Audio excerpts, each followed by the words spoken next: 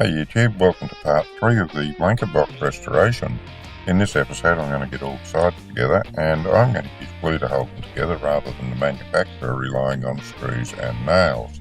I'm going to put enough glue to make sure this holds together for a lifetime. Let's have a look at the build. The next thing to do is to set one side of the box in.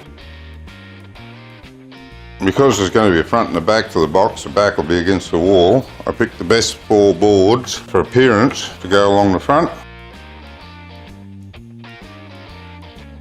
I'll go with that anyway. They're going in there like that way. I've clamped one end here onto the table. I'm going to do the same to the other end. Now we don't want to put any force on it this way because the grain of the wood runs up and down, and it's not doing us any favours as far as strength goes. While it's sitting there, we just need to be a little bit gentle with it.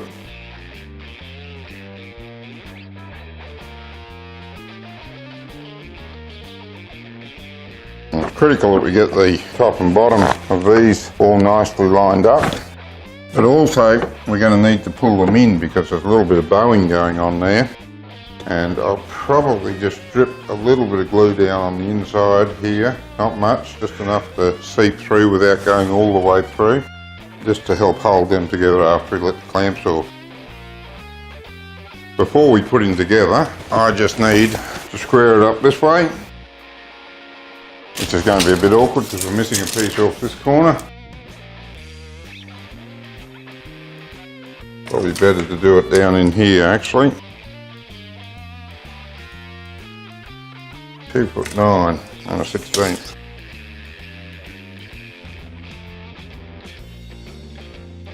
Which is pretty right.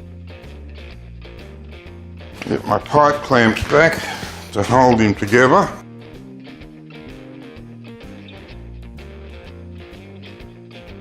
That will all hold together. Set the clamps up first. Got him ready. Same story as with the other end. Don't be shy with the glue, but keep it back towards the corner. Right, now it's a matter of nailing it in.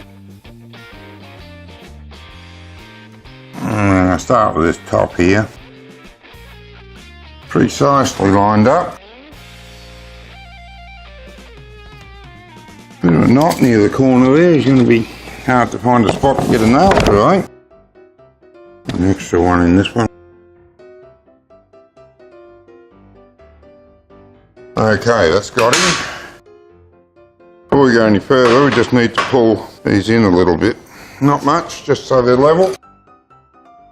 That's all I need.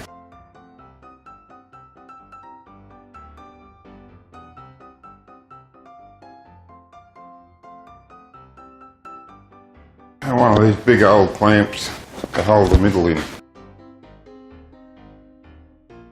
Let that go down for a minute. Then I'll pull him in with this, put this piece of metal across it, clamp that down, and that should hold him nice and secure overnight or so while it sets. That's about as far as she's going to go down on that top one. There's not a lot of gap on that top one. Luckily I haven't finished this table yet, so I can still move the slats around a bit when I get things in the wrong spot. Alright, just leave that sit and set overnight. Come back tomorrow and I'll put the other side on and the bottom will go on last of all. Well, it's looking pretty good so far. There's a little bit of glue come out on the inside. Stanley knife, a very sharp Stanley knife blade will fix that up and I'll do that in a minute.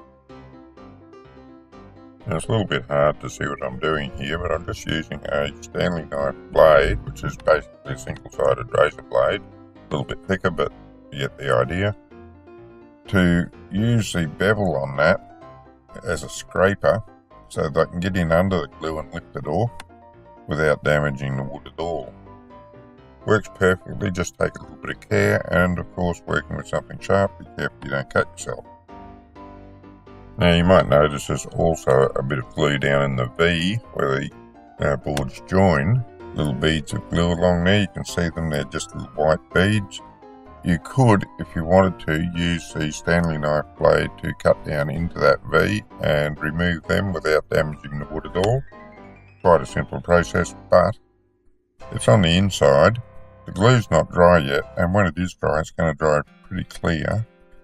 It won't be seen, and even if you open the box, it won't be noticed. So I'm not going to worry about them. I'm just going to let them dry clear, and when I varnish over them, unless you're looking really closely, you won't see them. Now I'm just going to tip him over and repeat the process to put the other side in place. Now sometimes turning the boards around can help the grains line up, as you can see there, or as you might be able to see there. I've matched a light grain along the edge of two of those boards just by turning them around. They'll fit together nicer, at least to my eye they fit together nicer. Now in general I like knots in the wood. I think it gives it some character, a bit of a design, but I don't want huge knots in one piece of board right beside a piece of board with no knots. I think that looks a little bit off. So if you've got a lot of knots in the board, I try to match it with another board that's got a lot of knots, and same if I haven't got many knots in the board, I try to match that with something that's pretty much the same. It's all a matter of aesthetics and what you think looks nice.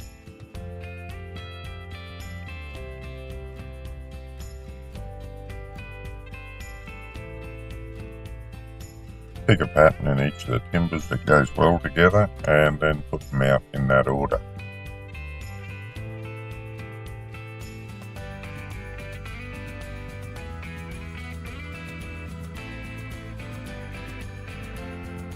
Now don't forget to take the time to make sure you get the right side of the boards facing out.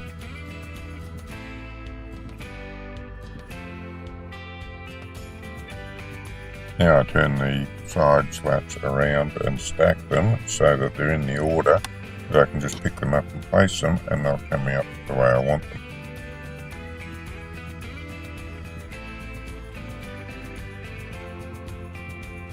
Now just clamp one side of the box down just so it won't move around the table while I'm working on it.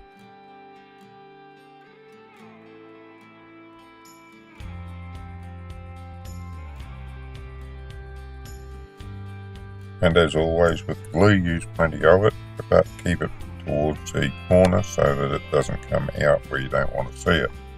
It's just a matter of experience to judge how much you can put in without having it squeeze out, and I get it wrong sometimes too. In my view, it's better to get it wrong and have too much glue and have a little bit squeezed out that you've got to clean up than it is to get it wrong and have not enough glue and have the job fall apart at some future date.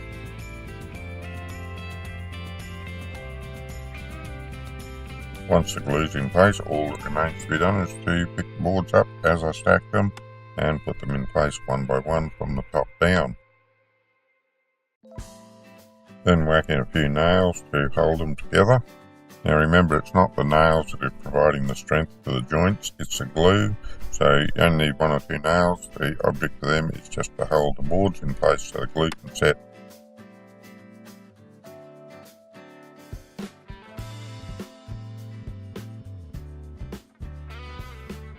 And once again, I dribble a little bit of glue down along the longitudinal joins for the boards, and I use the pipe clamps to pull them together in the middle and on the ends, as well as using a piece of RHS I have to clamp it down across the centre to make sure the boards are level that way as well. Now if there's any excess glue, give that a bit of a clean up now, because it's not going to seep in any further, and then we can go away and leave that set overnight. And that wraps up another episode. I do hope you enjoyed watching it. If you'd like to see more of my videos, you can go to my YouTube channel or browse to my website. Don't forget to click like, comment and subscribe for more. Until next time.